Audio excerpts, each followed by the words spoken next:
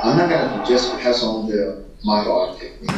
I want to give them the whole 9 yards. So I teach the form, but not just the form. I teach you how to use the form, how to decode it. All this form seems like somebody designed this way, hand it down, everybody doing that. You do 10 times, 20 times, 100 times, 1,000 times, you get better and better and better. It's what we call the martial art performance. However, it is martial art. So what is the major core of this form? It's fighting. How to use it. But in the meantime, the fighting is the one of the moving as a strong force, and the form is the support, the fighting. And we need to decode it to take some good things coming from the form to feed the fighting instead of just put it together as a movement.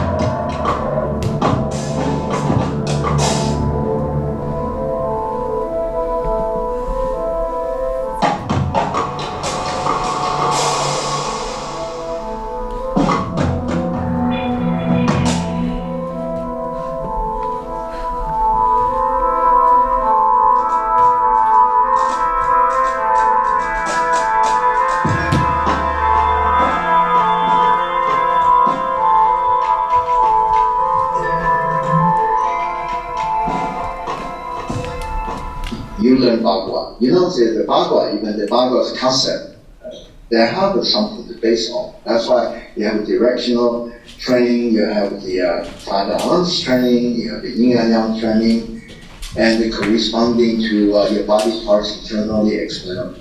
All this is whole 9 yard, except that people, if they don't link this with the original philosophy, which is developed into different martial art concept, and then the technique is just, I would say, it's like an empty shell.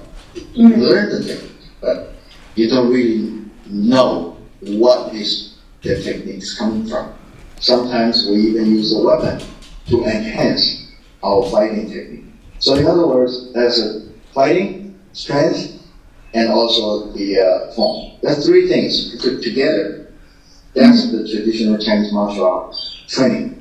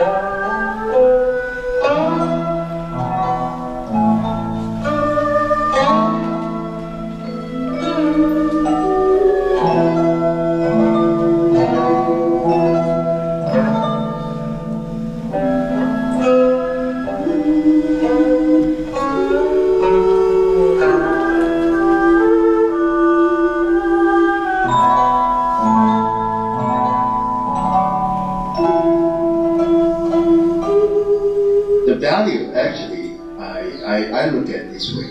I pass on the valuable is the culture.